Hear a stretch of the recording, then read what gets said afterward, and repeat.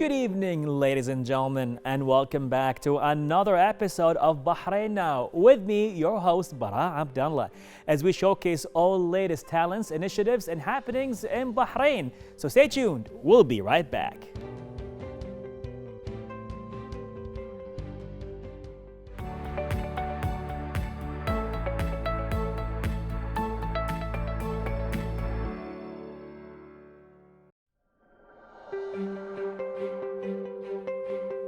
Ladies and gentlemen, Afkarich is a local Bahraini network for women which contributes towards the Bahraini society by a collective of special initiatives and ideas to support women and encourage them to bring out their best. In the studio here today is Mariam Al-Ammadi, the founder of Afkarich. Well, good evening. Thank you. Thank you so much for having me, and thank you for giving me the platform to talk about Afkarich, which is very much my passion in life. Love that. So tell us more about Afkarich network. Sure. So I set up Afkarich in 2017. I've been studying abroad in Ireland, in the UK, and in the US for a little while. Wow. So I moved back to Bahrain, and I really wanted to feel a society that women could feel celebrated, they could feel supported, they could feel confident in their decisions. There was lots of great societies, but not really one that I felt that I fitted, that had the diversity that I wanted. So the idea that if it doesn't exist, create it, came to play, and I established Afkarich with a group of phenomenal women. There were 7 of us at the beginning, and we've grown ever since. Amazing, amazing. So we have a strong mission. Yes, we definitely have a strong mission. I think Afkarich's mission is for women to determine success on their own terms. So not what society thinks of it, not what their families think of it, but whatever it is they want to achieve at life. If they want to be a housewife, great. If they want to have a career, if they want to pursue both, it's wonderful. We just want women to feel supported and feel like they can do anything it is that they want to do. Amazing, amazing. So what kind of activities will support that mission? Yeah, so we do social events where women can meet each other and foster good connections and get to know each other and network. We do workshops for personal and professional development. So we do things like social media training, so that if they wanted to do at-home businesses, they could get started with that and all the resources that they need. We've also done symposiums where they can listen to phenomenal women speakers share their stories. And we try to do several charitable initiatives throughout the year that people can take part in. And you know, I'm a psychologist, so giving back is really important to me, and also it really gives you that feel-good factor. Even when you're going through a tough time, giving to someone else, it really activates that area of the brain that gives you a reward and a sense of accomplishment, so I think that's really important. What I love about hearing what you have going on with the activities and even the initiative itself, now it all sounds great, and I'm sure you've done a lot, but what keeps you going? I think just it's the moment when we really help someone, or we change their lives, or someone's come to Bahrain for the first time and they haven't met people and they feel isolated, and maybe their spouse, for example, has moved to Bahrain and they want to get to know people, they want to get out there and they don't know how. And then they meet this great group of women, and I always say this, I enjoy spending my time with them so much, far too much, that it doesn't feel like I have any difficulty getting them together. We just have so much fun. We really do. And some of them have become my best friends. Amazing. I mean, so questions like what are your challenges don't really apply really at this point. No, we've been so lucky. Like, people ask us about funding and things like that, but the Kingdom of Bahrain, as you know, our society is so generous. They help us out with every single initiative. Like right now we're doing a book drive in memory of someone really special, Mr. Joseph Thomas. He was the former chairman of the Asian School, and he recently passed away, but he did so much for education. So we're donating books to orphanages, shelters, and special education centers in his name. And the response we have, like always, is so generous, so overwhelming, and we're so grateful. Amazing, love that. I Thank love that. you. So with all this going on right now, what is happening now? What are we doing? So we're nearing the end of the book drive, like I just spoke about, and we're packaging up those books. And then for Arab Spring, we're trying to do something for women. A lot of women have reached out to us and said, yeah, we've got interviews, we have the opportunities, but we just don't have the clothing to attend these interviews. We don't feel confident. We need help. So we're actually going to be doing a shop for a couple of days in which women can come and get their suits and professional wear free of charge. Wow. Yeah, so we're really, really excited about that because we feel like that's kind of the next step. We are already helping them with their CVs and things like that, but that's kind of something we can do just, you know, when you're feeling good, you're looking good, you just feel that extra bit of confidence, and that's what we want to give them. Well, bless you. Thank you. And the team. That's amazing. Thank you so much. Beautiful stuff. Like, the more I hear about these stories, the more I feel like I'm proud and lucky to be a Bahraini. Thank you. That means so much to us. And honestly, my committee, I couldn't do it without them. They are constantly coming up with amazing ideas and they really just support me. I come up with an idea in the middle of the night. They help me, they make it better, they change it, and I love them so much for it. So what is the future? I think the future is really, we would like to do Afkar youth clubs. We've been in talks with a few schools and hopefully it will get off the ground. But we really want to teach young girls the skills that we feel that they need, like body confidence, having confidence in their decisions, learning to say no. That's okay. I think a lot of the time we're scared to say no. We want to be people pleasers. We want to make everyone happy, and that comes at the detriment of ourselves. Right. We need to be happy to succeed and do the things that we want to do. And the thing is, it's not saying that your happiness is more important, but it's that it's just as important, right? And I'd love to teach that message to children in schools, especially young girls, because I feel like they need to hear it. Beautiful. So I think the term is codependency. Yes. So what do you think we have that's going on here, that we can't say no sometimes? I think that in our society, I mean, obviously the word inshallah is a wonderful word and it's God willing. Inshallah. But sometimes it gets misused, and it gets misused into the way that we just keep saying it, even if we have no intention of doing that thing, right? And we have to be very mindful of that. We have to decide, do I actually want to do that? Is that too stressful for me? Can I manage that? Do I have too many tasks? Am I just saying yes to make someone else happy, to people please? But maybe that's not what I want to be doing. Maybe I can't do that right now. Maybe doing that one extra task is too much for me. Right? So I think especially I've noticed with our society of young girls that tends to be more prominent. So that's something that I'd like to address and help. That is very powerful. Thank you. Like, I mean, I've heard and I've been through some stories and events where, you know, not only women and girls, but even us guys, you know, what happens is that we just say yes. And we say inshallah on our own expense. And just to get out of that loop, I would say, whether it's codependency or something else, it's just hard. So knowing that somebody like you know, a psychologist and out there to help, you know, the society is just a great relief to know that there are people like you helping the society to get things, you know, on a smoother path. Thank you. I really appreciate that. No, definitely. So now, that's the future and that's what's going on.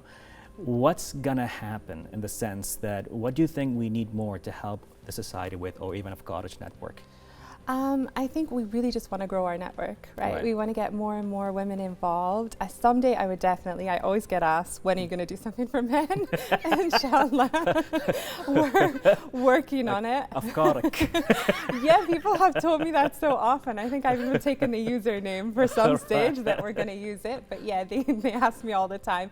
And it's not that I don't feel that men need these kind of resources. Of course I do. But I just found that women are more vulnerable at this time, and we're really trying to push them in business and push them to do the things that they want to do, and they tend to have more responsibility placed upon them. I think even men will agree on that. Yeah, totally. So yeah, we're trying to grow the network. Anybody can be a member. We are open to very diverse women. The only thing is you have to be over the age of 18 years of age. But apart from that, we love the diversity. We love having people from different cultures, backgrounds, socioeconomic backgrounds as well. And just, it's like a melting pot, which is essentially the Kingdom of Bahrain, right? There's so many different nationalities, and we're also tolerant and loving of each other, that I want to continue that in the network. Beautiful. I can see it right now. Afkarak and Afkaraj at Afkarkum. Yeah, well, we had our first panel. So we had a symposium in Tay, and we had the first child panel of girls. Beautiful. And they were phenomenal. Like, we all said that those little girls were better than any of our panels, including anything that I did. They were just phenomenal. And the ideas that they came up with is, you know, I'm a girl, but so what? I can still do this, I can still run, and they were just amazing. And they saw it so simplistically that sometimes we just need to see it as simplistic as that. Like, we can do what it is we want to do. We can chase our dreams. Yes, it's hard work. Yes, it's sacrifice, but at the end of the day, we can do it. I love to hear of this. Definitely, definitely. Well, you know, very inspirational, Thank you. very informative, Thank you for having and me. a lot of positivity. With that being said, any last words to your viewers? I just want to say thank you. Thank you to you first and foremost for having me here. Pleasure. Thank you to my committee who really help me all the time. I mean, I'm just the face of F Courage, but really they're the work behind it and the support behind it, and they make it what it is. To our members and to everybody in Bahrain who supported us thus far. Like, we started in 2017, we're still here, we're still surviving, we're Yes. still managing to do initiatives. So thank you all. Well, thank you, and it was a My great pleasure. having you here on Bahrain Now. Thank you. Well, ladies and gentlemen, a beautiful, inspirational talk with Dr. Mariam Al Amari from F Courage Network. More coming up here on Bahrain Now.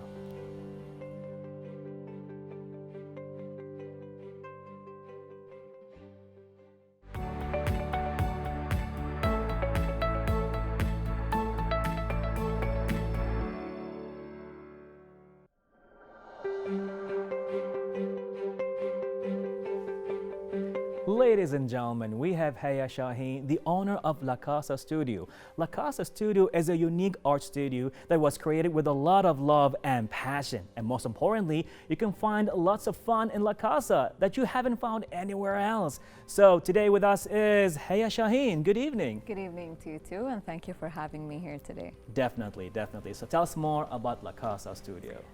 For where can I start? Yeah. I mean, it started off, me and my husband were just randomly passing by an old house of theirs, and he was like, you know what, let's go and visit the old house and let's see what, what accomplishments they did. Right. And then there was this pool house, isolated, which is like a storage basically. And the moment I stepped in, I really visioned like, art and people coming and we're making activities, and so I just had this, it's really weird, but I really had that vision. And little by little, step by step, we accomplished it. We created La Casa Studio, and it's still under process. I mean, we're still working on it design-wise. But it's there, it's functioning, mentally it's functioning, supportedly, like we support everyone, we support every artist and every small businesses, so that's the main thing. That must have been a really strong vision, because the fact is, I mean, we go to certain places, we get motivated, we get, let's say, inspired, but certain ideas, they just resonate so solidly that to the point, it solidifies the point that it has to happen. Exactly. Was that the case with La Casa? Exactly.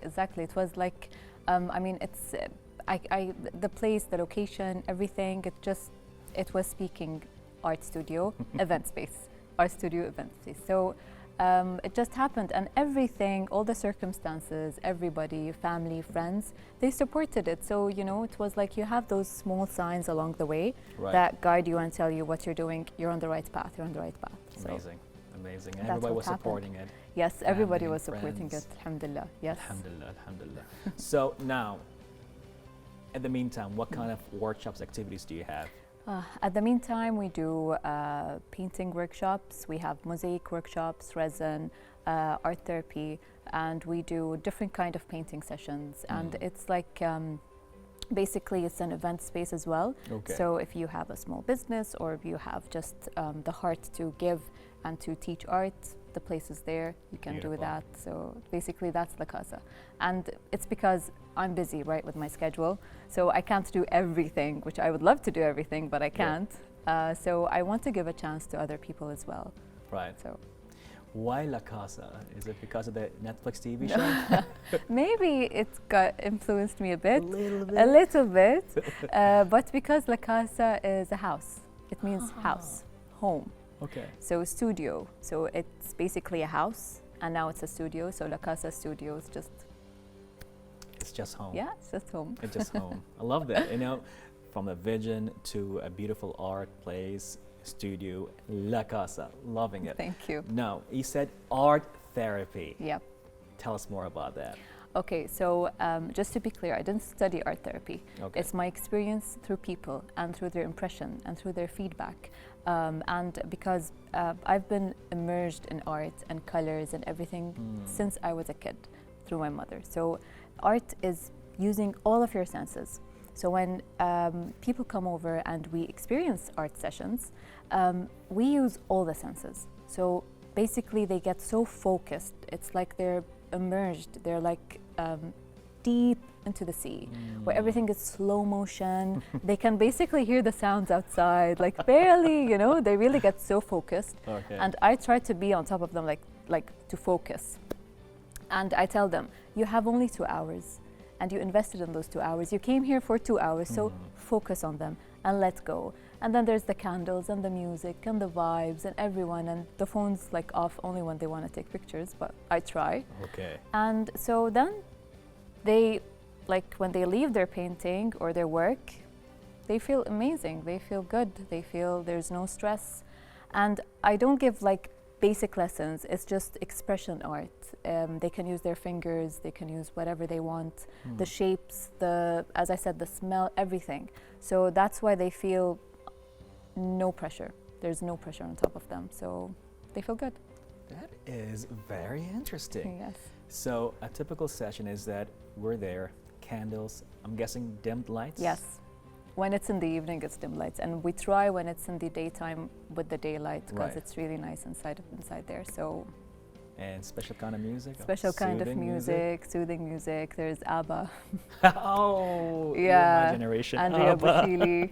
So it's like different vibes depending on the person and who's coming. So then, do colors matter in this therapy? Of course, the colors do matter. I mean, if Okay. they're stressed, I will not go for reds and oranges and some hot colors that will, you know, make them furious unintentionally. I will Hot go for colors. soothing, cool colors, inspired from the sea, like blues and purples and all of those stuff. If they have like what we call it, a creativity block, Okay. here I'll use orange and red and hot pink and stuff. Right. And it's the forms and shapes that they do and the technique that they use. It's a really big world. It's very do therapeutic. therapy. Definitely, definitely. I love that. So now another thing about you is that you're an interior designer as well. Yes. So how do you, like, is it interrelated with what you're doing right now? It is, because I work on commissioned artwork. Okay. So basically the place was, I started like doing my commissioned artwork there. Okay. And then we started having friends over and I started to do sessions. And I used to do art sessions before. I had experience with kids and, you know, giving lessons. So then it was like, okay, I'm gonna do it. Khalas, I have my vision, I'm doing my vision. And balancing interior and the art studio, that's Right. how I do it. It's like I give other women, other people, basically, the chance to come to the studio and to do their thing. So they do their thing, I do my thing. Win-win. I want to try this Anytime. therapeutic art, honestly, just sit down. Definitely. And I can't paint. I failed. Really? It's cool, yeah. Okay. No, here there's no guidelines. No guidelines. There's no I guidelines. can just put my hands. Yes, you can just put your hands. And there's something we did for a group of people. It was amazing. It was like around a 2-meter roll of a paper sheet. And they all sit around the paper and they will paint their own thing. And I'll put music on. And then I'll stop the music and then they will change their seats. So they will finish what the previous person did. That's brilliant. And it goes on, it goes on, it goes on, and then you see something amazing. People will like brighten up a dull piece. People will add detail to something that's blank. So it's interesting. It's really interesting. I love this. I love this. So, Thank you. any future plans for La Casa? Well, for now, I'm really focusing on it because it's just a small, tiny baby. But a beautiful It needs to small grow. art. It needs to grow. Like I really hope I can support people that want to do art outside of Bahrain as well. You know, those very moderate countries. Like I really would love to do that in the future. Definitely, definitely. And we'll be supporting you all the way. Thank you, definitely thank with you. that. Thank you So, so much. Any last words to your viewers? To my viewers, if you have a vision, just go for it. If you have something in your mind, go for it. We are in a country that supports us from A to Z. There is no way for something that can be not done. Everything can be done. If you have your heart to it, your heart into it, you can do it. Really. Sometimes you'll wonder of like, how did I even do this place?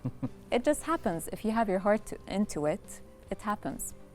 Beautiful, beautiful. Very inspirational. Thank you. Very passionate. Thank you. And definitely, we need to get the try with the therapeutic art very soon. Definitely. Looking Pleasure having forward. you. Thank you so Definitely. much. Thank you. Well, ladies and gentlemen, from a vision to La Casa, all that took place here as an interview on Bahrain Now.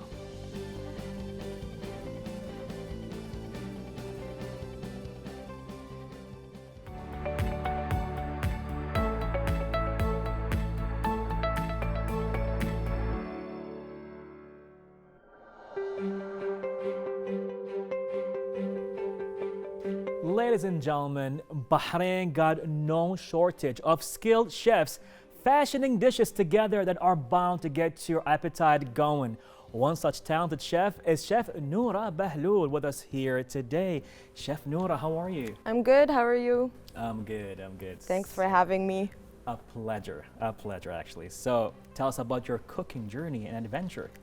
My cooking journey, I started not knowing anything, and I really wanted to try different because I love food, but I never knew how to make it. So I wanted to learn how to make food, especially in Ramadan. Okay. So it started off with basic stuff, Yeah. easy stuff that you can find, and it just grew from there. And I just started making everything that I like to eat, and I do love to eat, so who doesn't? Amazing. What was your first, I would say, dish that you actually did? My first dish was probably a crepe cake that I did. Huh.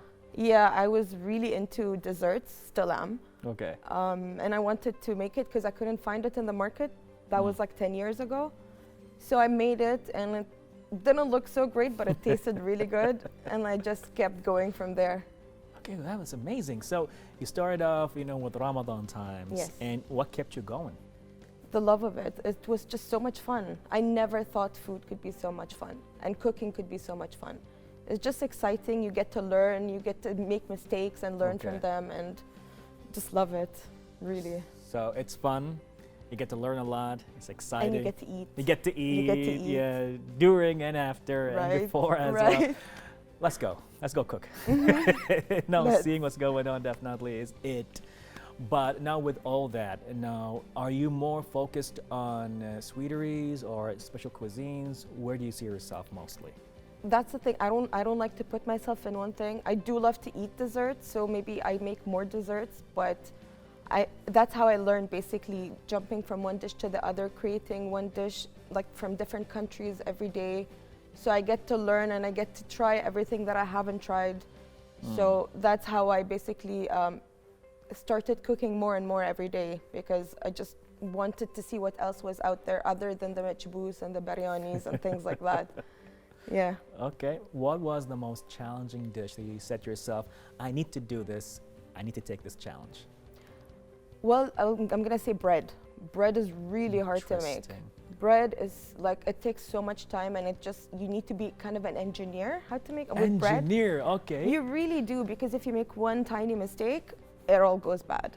Huh. So, and I made those mistakes. I tried and tried and tried until like not so long ago that I perfected bread, because that's another thing that I love to eat, bread.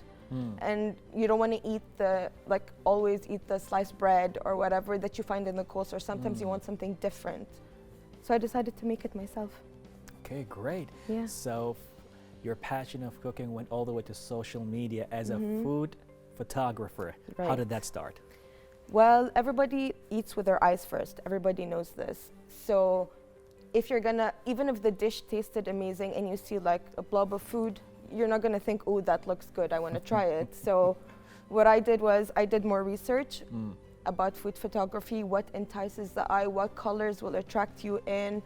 Are you gonna put even items or odd items on the plate to make it look more attractive? So it all started with that. I wasn't great in the beginning, but I kept learning and learning, and then eventually I got my own small studio at home for photography and my own special camera for photography. It's just as important as making good food, putting great pictures out there, I think. Very interesting. I mean, I went through your Instagram account. I had lunch, but then I'm like, I'm getting hungry again. So sorry. Why? And I noticed that you take your pictures, I think the right word is from an aerial angle. Mostly, yes. Mostly because you get to see what's on the dish, everything on the dish.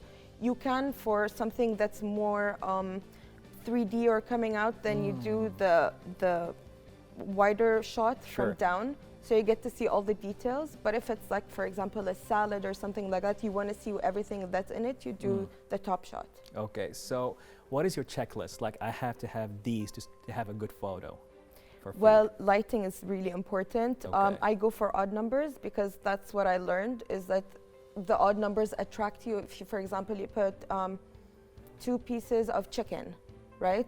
It doesn't look as attractive as 3 pieces of chicken. I don't know what's the science behind it, but that's what I learned, and Okay. I see that it looks much better that way, I think. Very interesting. So you say 1 piece of chicken or 3 would be more attractive than 2. Yes, it's just how it works for some reason. I'm not sure how, but you can look at the difference of, like, for example, when 2 pieces of chicken or 3 pieces of chicken, and which one looks better. Okay. Yeah. Okay, I will give that a try, definitely. Please do. Let me know what you Like think. 3 strawberries, 7. Right? Give Usually that a try. it shouldn't be more than 3, because then Huh. it will make the plate full. It will take attention from the center of the plate, which is your main dish. You need to Very have some interesting. negative space as well. Okay. Don't over crowd your dish. I'll take that note, definitely. Now, one of the pictures I've seen was a burger, right? But Yeah. the buns were slices of tomatoes. Right. Very creative. That's my journey right now, because I'm on keto, and I do love bread, and I do love, you know, carbs and calories. Sure. But with keto right now, I can't do that. So I want to trick my mind that I'm eating a burger. Okay. So I just put 2 slices of tomatoes that look like bread, Smart. and it actually tastes amazing. Okay, but it has Yeah. to be like a really thick slice, right? Yeah, so you can think it's bread. You know, you can lie to yourself and say it's bread. I love that. Very smart, very brilliant, but not lettuce, because you know a lot of like places will just replace the buns with lettuce, but Yeah. you wanted to have the feel of a bun. Yeah, I mean, you can do it with lettuce, but I feel from my experience, lettuce goes well with like more of stir-fry Asian stuff. It just goes better as a wrap. Okay. But I tried it with a burger. It's not bad, but you feel like you're eating lettuce, you know? It's not bread. So Too thin. you can know. even do the tomato slices like a BLT, but with tomato slices.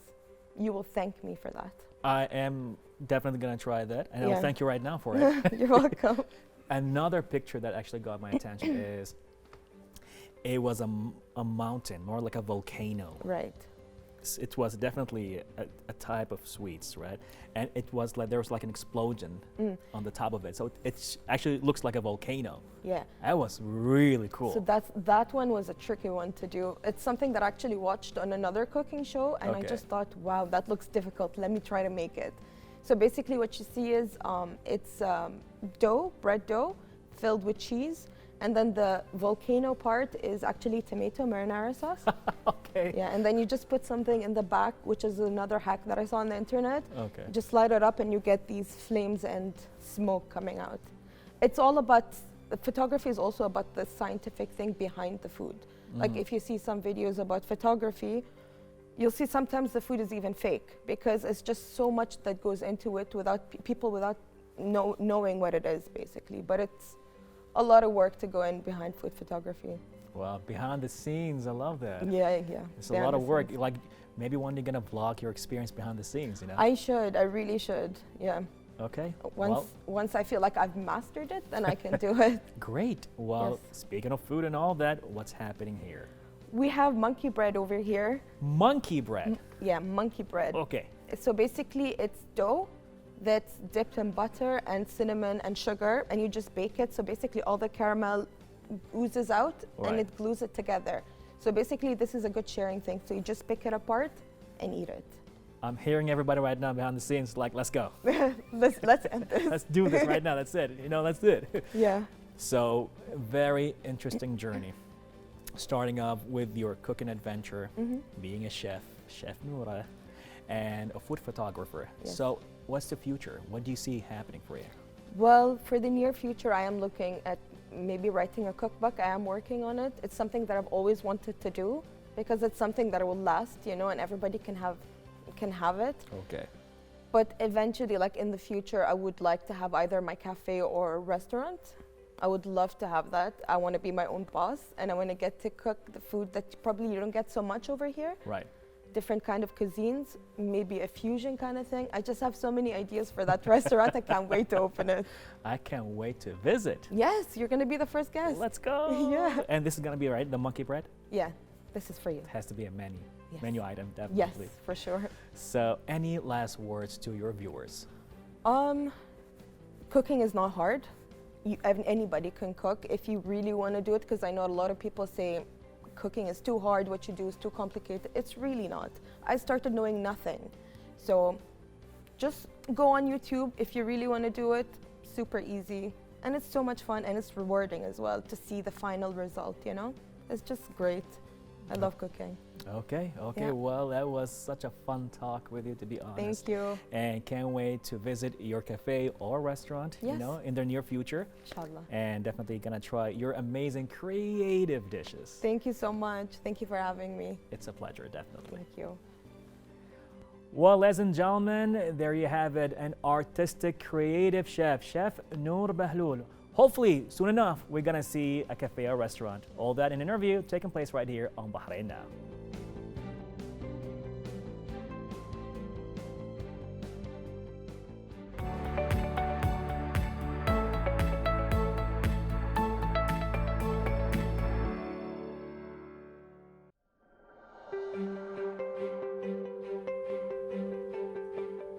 Well, everyone, I hope you all enjoyed that episode as much as I did. Don't forget to reach us out on our social media accounts shown below. And stay tuned for more happenings right here on Bahrain Now. I'm Bara Abdallah. Till next time, Bahrain. Good night and God bless.